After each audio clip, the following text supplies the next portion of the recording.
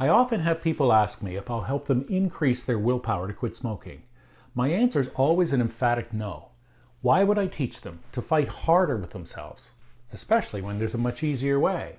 In this video, I'll explain how you can quit smoking without willpower and how to move forward in your life as a non-smoker with a quiet mind. I'll also give you 3 ideas which will keep you on the rails so that you never pick up another cigarette again. So let's talk about willpower.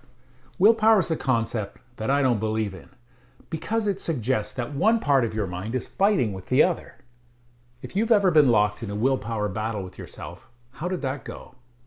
If you fight with yourself long enough, eventually you lose. Now, it is true that some people make changes with willpower, but most fail in the long run. That's because willpower is a conscious mind function.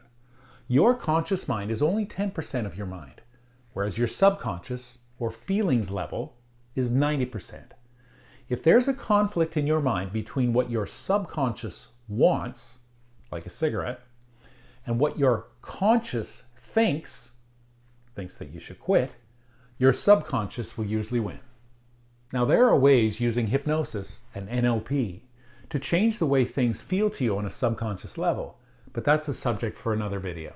Every year, I get a wave of clients at the beginning of January. These are the New Year's resolution people. Now, this wave tapers off, but I get a second wave end of March, early April. It took me a long time to figure out why, but after asking over 100 clients, it finally came to me. These people had not given up on the changes that they wanted to make, but they'd given up on the method they were using, that being willpower. That's because the conscious mind fighting with the subconscious is just exhausting. Using willpower is like getting into a boxing ring with yourself. If you fight with yourself long enough, eventually you lose. The willpower battle typically lasts only 2 to 3 months. So rather than quitting smoking with willpower, consider this. What if the idea or memory or urge or desire or thought, or however you want to put it, what if when it came across your mind, you did absolutely nothing? Now, most people will agree with me that they always have the power to decide which thoughts to think about, which things to focus on. Now, 70,000 thoughts roll through your mind every day. Every time a thought rolls through your mind, you decide, am I going to think about that? Am I going to think about it later? Or will I just let it go? Most thoughts you just let go. You can't possibly think of 70,000 things in a day. The key here is you always have the power to decide which thoughts to focus on. Not one of those 70,000 thoughts has the power to stand in your mind, fold its arms in front of it, and stomp its feet and demand you think of it. Thoughts simply don't have that power. Back in the 1960s, they used to say cigarettes were habit-forming. By the 70s and 80s, they said they were addictive. By the 90s and 2000s, they said cigarettes were highly addictive. There are all kinds of people out there who will tell you how difficult it is to quit smoking. But once you truly understand how your mind works, quitting smoking becomes much easier. And by the way, in case you're wondering, I was once a 2-pack-a-day smoker myself. I've been where you are. I know what it's like to plan my day around that next smoke. So back to the idea of thoughts rolling through your mind.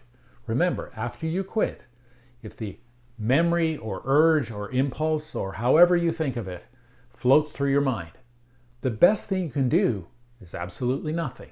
As I said before, no thought has the power to force you to think of it.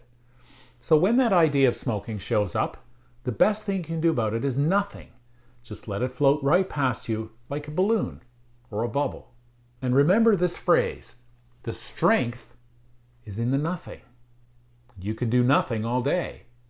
You see, if you don't get into the boxing ring in your mind and engage with that thought of smoking, then you can't possibly lose. The best way to win this fight is not engage. Exactly the opposite of willpower. So after you quit smoking, when it comes across your mind, and it will, you will never again resist, block, ignore, fight with, or do anything active about it. The strength is in the nothing. And you can do nothing all day. So let's say, for example, you're going into a store and you think to yourself, gee, last time I was here, I met an old friend and we stood just over there and we had a smoke before going in. Just acknowledge that thought in your mind.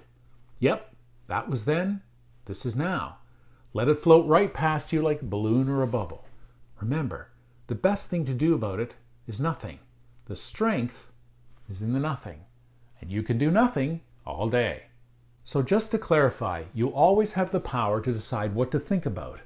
You're in control of your thoughts. Your thoughts are not in control of you. So let's put it another way. Your conscious mind can only focus on one thing at a time. It's as if you're wearing a miner's cap with a light on it. Whatever you focus on, you think about. Now, people talk about multitasking, but there's really no such thing. So let's say you're working on a chore at home and your phone rings and you answer the phone and then someone calls your name and then you focus on what they said. You finish that conversation, you come back to your phone, and then you go back to your task. You really can only focus on one thing at a time. Like the miner's cap, you focus on what you're looking at. The fact that you can only run one logical train of thought at a time works to your advantage. So let's say you're watching a video on YouTube, and all of a sudden you realize, I don't like this. So you click onto a second video.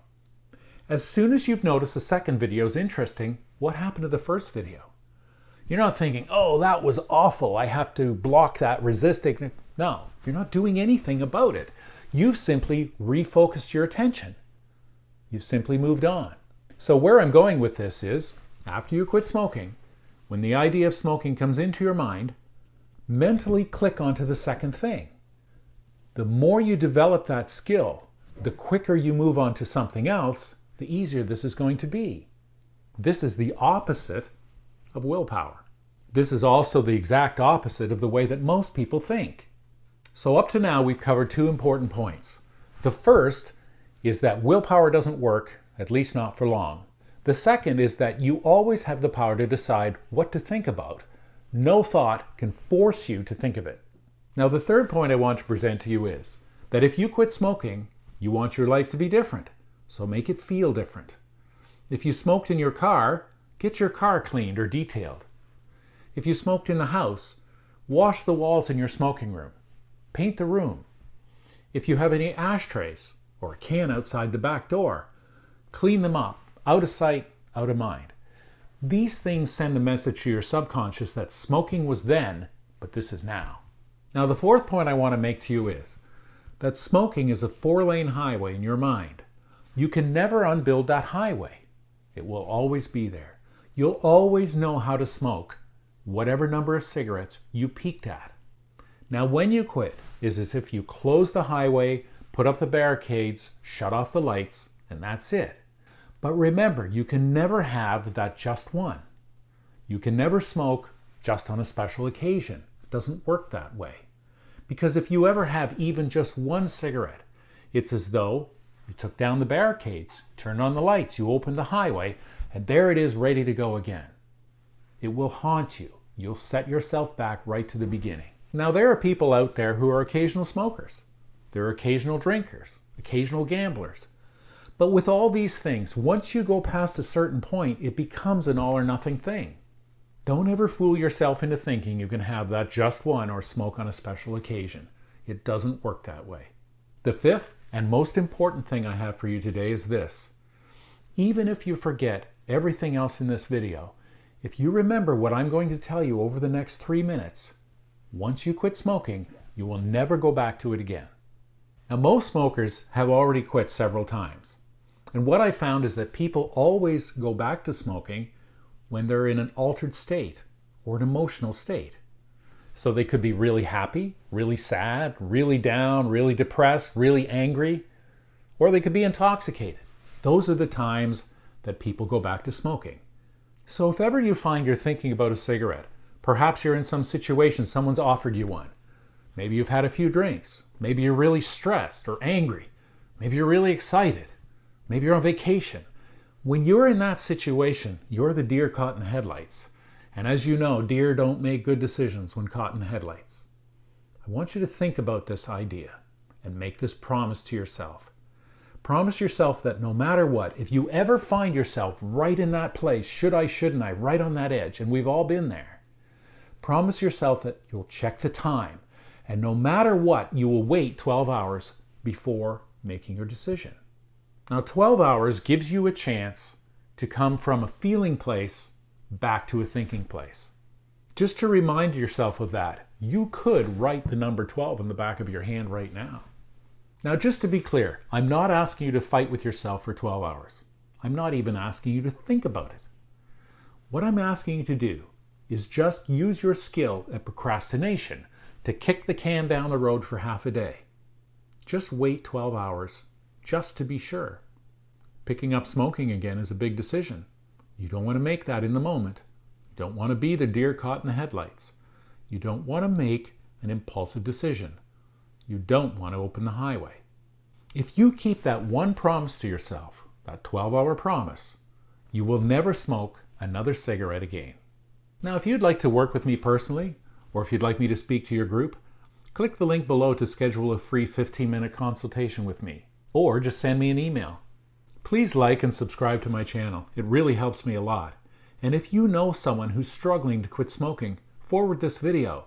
It just might be the few pieces that they need to complete their own puzzle. Thank you for watching. I'm Bruce Lumley.